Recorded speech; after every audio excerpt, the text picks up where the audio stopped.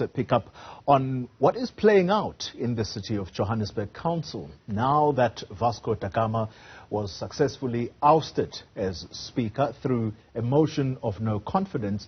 That motion tabled by the Pan-Africanist Congress, and it was supported by the African Independent Congress, and the ultimate result was 136 votes in favor and 132 against the motion, which means that that motion basically succeeded. Now, is the mayor, Dr. Mpho Phalatse, next to face the X? Let's get more context now, and we speak to Colleen Makhubele, who is the chair of chairs at the Johannesburg City Council, but she also doubles up now as the acting speaker of the council now that Vasco da Gama has been booted out.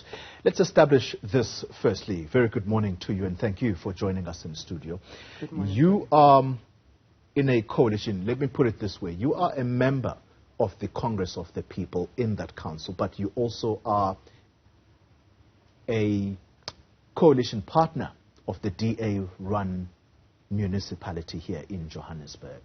Which way did you vote on Thursday morning? Good morning, Xoli, and thank you so much for having me here. I must say, first and foremost, I stand on the shoulders of great women, mothers of the nations, that have led us to where we are. Women like Susan Smith, who were willing to stand and say, I'd rather march across the Drakensberg than to subdue myself to the British rule. Women like Helen Suzman, who stood alone in Parliament for the right thing, fighting for the for the rights of black people. Women like the mother of our nation, Mama Winnie Mandela, women of 9 August. And I stand to say we voted for the motion to oust the Speaker. But you are a coalition partner. Yes. The Democratic Alliance. Why did you do this? We are a coalition partner, but first and foremost, our primary responsibility is for the residents of the city of Johannesburg. If the decorum of council that must run properly is for the accountability and governance. And as the chair of chairs, I'm responsible for oversight in the city of Johannesburg. When I sit in council, I don't represent a coalition. I represent the residents of the city of Johannesburg. As much as the coalition governs us in how we behave, how we vote, how we cooperate in order for governance of the city, if we see that there's something wrong, we have to voice it. If the Speaker is not fit for purpose, if the Speaker is not able to hold the decorum of the House, if the Speaker is not able to hold the executives, including the mayor, accountable, we have to speak out. If the power is not balanced, we made a mistake in the coalition in that we've got a DA mayor, we've got the DA speaker, we've got a DA chief whip. There is no accountability. It's manifesting in the resurgence of Soweto Parliament, in the residents that are protesting every day. Our constituencies are not being served. And this motion was brought by the minorities, even within the coalition, to say, let us balance the power within the coalition so that the coalition is not a DA-led, as you are saying. It's supposed to be power sharing amongst all parties. And we are not fans and spectators because we have one-seat parties, one seat in council. No. All of us should be able to sit around the table, make proper decisions for the city, not dictated to by the DA from Cape Town. All right. Let me try and go through this step by step. We're going to talk about Vasco da Gama and the actions in a moment. You are the chair of chairs. That means that the committees, the chairpersons of committees in the City Council, they all report to you. Yes. Your position is as powerful as that of the Speaker, which is why you are the acting Speaker right now. What is the difference? What is this power balance you are crying about, given what I've just explained? My position around the committee's oversight, as I have said, I report to the Speaker of Council, who is the ultimate decision maker when it comes to the legislature. When I raise issues and my voice is not heard, it's a problem because I'm a one-seat party. So hence we understood that information is being concealed by the Speaker. There were a lot of issues that we are experiencing in Council because of the position of the Speaker. And when we raise it within the coalition structures, and we've raised it many times, it was not being listened to or heard. Of course, we respect the agreement that has been signed, but the agreement must serve not DA. It must serve the residents of Johannesburg. And if my constituency is not being served, and they give me a mandate as my region to say, if you are not able to serve us because of this coalition, then let's get rid of the people that are blocking it and get people that want to serve the residents of the city of Johannesburg, whether within this coalition or that coalition. For the citizens of Johannesburg, it doesn't matter. What matters is, are they being served? Are they being respected? Do they feel they have a mayor and the Speaker who represents them in council? That is the key thing. You mentioned that the Speaker was concealing information. What would have been the purpose of doing that? And are you able to give us at least one example that in your books was the final nail in the coffin of Vasco da Gama and why he had to go? I'm not at liberty now to give those details, but let me tell you, it has been playing out in the media. Letters have been written, petitions have been written by councillors in council demanding that the Speaker does not conceal information that must hold the mayor and the executives accountable in running of the city of Johannesburg. We're part of that petition, so that can be made public at the right time. But at this stage, we felt that the Speaker failed in his duty to be impartial, to lead the legislature, to serve all councillors in order to serve the residents of the city of Joburg. It has nothing to do with the coalition or agreement or etc. It has to do with our primary responsibilities as councillors. And all of us at the end of the day, whether we agree to cooperate in a form of a coalition, we have to remember that we've got an obligation and a responsibility through the oath that we have taken as councillors to serve the residents of the city of Joburg, not to listen to DA or Action SA or any party that wants to dictate how other parties must run. And it's disappointing to even hear that it's the DA calling other parties to discipline their councillors. What did the councillors do that violated the constitution of their parties and the constitution of this land? The fact that they vote with their conscience when called to, according to the mandate that were given by our constituencies, should be commended, not to be publicly made villains, because they stood for the right thing and they know it, and the DA is bruised because of that. Let me put it this way, so that the viewers who may not understand how these things work. So, if we were to use the example of the National Parliament, yes, at the moment, there's a big fight, and it's got to do with President Cllr Ramaphosa being held to account for what has happened at his farm, and the National Assembly is the vehicle or the legislature through which the executive that's run by President Ramaphosa is to be held accountable. Yes. And so if we bring it to Johannesburg, you are the people that are supposed to hold the MMCs who are basically the executive to account. Are you saying that this Speaker was protecting some of the MMCs, in particular those of the DA, who are possibly engaged in wrongdoing? And if so, what kind of wrongdoing are we talking about? Because the DA says we run clean governments. Xoli, anyone can stand up and say they run clean government. And as far as we are concerned, clean government is a very big word for DA or ANC or any parties that we have seen in government at the moment, whether it's yellow or blue. Clean government, corruption, etc., it's prevalent. And we as the minorities have come up to say we cannot have that. If the mayor of the city of Johannesburg has not to this date been able to go and address the issues of Soweto, go where she's called by the communities, and the Speaker is not able to hold her accountable for that through what we also raise in council, it's a problem. That tells you that people are being protected. And if we balance that power as the minorities, and this is the reason for the motion, and that's why we supported it, to say, let us balance the power, because you cannot be a referee and a player, and that's what's playing out in Parliament as well, in the National Assembly, because the big party has the Speaker and it has the President. Who is going to hold the President accountable? It cannot be them. We want to remove that position of the Speaker and ensure that we put somebody that has no party alliances to the executives in any form or format, so that they're able to stand. When the mayor is wrong, we must be able to say, Mayor, you are wrong. In Diepsloot, there's an issue. Go and sort it out without having been protected by the legislature that is supposed to hold you accountable. We cannot have a situation where there is no separation of power and there's no balance in how we execute our functions and our duties. And that is what we are trying to correct through this motion. At this stage, it happens to be Vasco da Gama who was sitting in that seat. It could have been anybody. And we feel as minorities now, and even within the coalition as minorities, it's an opportunity for the mayor now to come out and show herself, to say, I want to serve the residents of the city. And she has the opportunity to do that.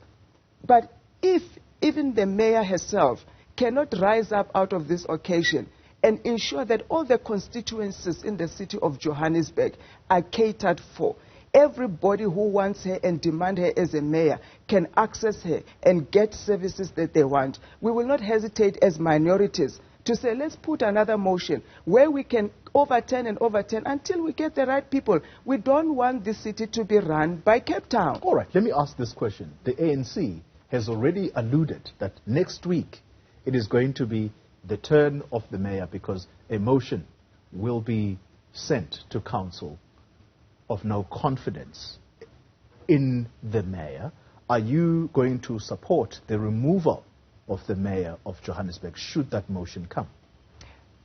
That ANC and any party can bring any motion. Hence, Action SA also brought a motion of anything. Anybody who is in council has a right to bring a motion according to what they see fit and what they want to do, and it will have all their reasoning.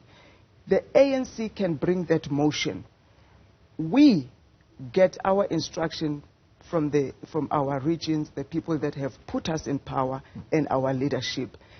If we look at the motion and we see the reasons that they put in there, and the reasons indeed make sense, we will then have a consultation to see what to do. If we see it's frivolous reasons and whatever, we'll not support the motion. We can't tell you sitting here whether we'll support tomorrow's motion or next week's motion. It's not our business to speculate on those things. The motion comes on the table and we look at it and say, this is the motion, what is the intention of the motion, what is it going to serve, and we make decisions based on that. It is not personal to, is it Dr. Palatse, is it Vasco, is it whoever. It is very much in line with our duties and our oath as councillors and our parties and what our parties represent. All right.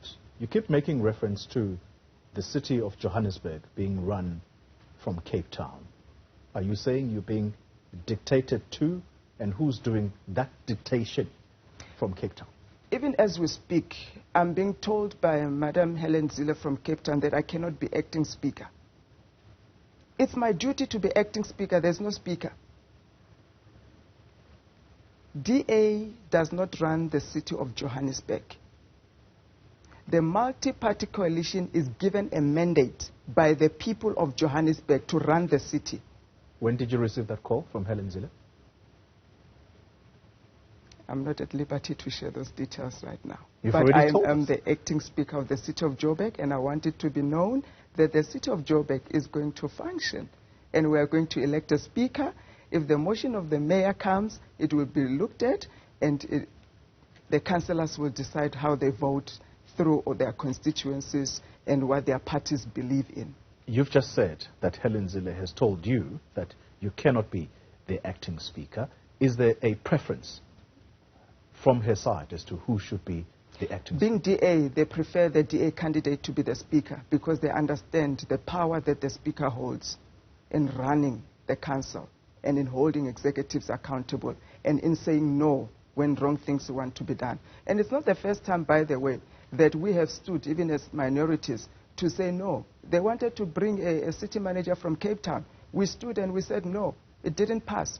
The only reason that you are seeing this now playing out in the media is because we have succeeded in saying no to the dictation, to the bullying, to really being run by other forces except for the collective of the councillors that are voted in by the people. It's not the first time we vote against the coalition. We've done that before. But when they have the numbers to pass through things, it doesn't matter because they have the numbers. And that cannot be how you run a coalition. People listening to you right now are going to wonder whether there is a future, at least for this coalition that exists right now. Is the future of the coalition government in Johannesburg in limbo right now? There's nothing in limbo. There is a future if the DA and all the other parties can introspect and stop being egoistic and trying to be the DA-led, the bosses, trying to dictate to us even through our leaders. Then there is a future. And if this coalition is going to introspect and start to serve the people of Johannesburg, not to serve the DA and what they want to do with the city, because we can see where this whole thing is going, then there will be a future. A coalition can be formed. Even today, minorities can decide to form a coalition. And if that coalition is going to serve the needs of any other, of all the residents in the city of Joburg, that coalition can be formed today and it can run. There is no coalition that has a future or has no future unless it is not serving the needs of the people on the ground. Final question to you. Someone will say, perhaps your future may not be guaranteed given what is happening at your party at national level. And you mentioned that these coalitions, they had to be tied up from that level, at national level. If things are as they are in the Congress of the People, some people may say Helen Zille is perhaps justified for acting the way that she is towards you as a member of the Congress of the People, because your party has become dysfunctional. I wouldn't say it's become dysfunctional. I think in the space where we are as Congress of the People, it's expected when a process of change, when a process of going into elections, and people are fighting for leadership and for positions at the moment. Of course, it could have been handled better. We love our leaders, we respect them all, but we'll sail through this. If you look at history, even DA as it stands, it was a splinter party from fights of National Party in the early 1900s. It's not different from what is happening to COPE right now. So Helen Zille cannot say anything about anybody. There are people are also leaving left, right, and center. Every party now going into elective conferences is expected to have frictions, resistance to change, and all of these things. I don't condone the violence and what is playing out in the media with our parties and our leaders, and I'm very confident that we're going to arrest it and ensure that we take the right direction in future. What has happened is unfortunate. We, the children, we, the people that are affected, we truly are embarrassed about it, but we trust in the leadership that they will resolve it. So Helen Zille has nothing to do with that. ANC goes through that. Any party goes through that. When we get through it and elect the fresh and the right leaders, the party will start to take a right direction. And my sitting in council has nothing to do with Helen Zille. I've been democratically elected. The IEC has me there as a councillor that sits there. I can be elected to even be a mayor if needs be.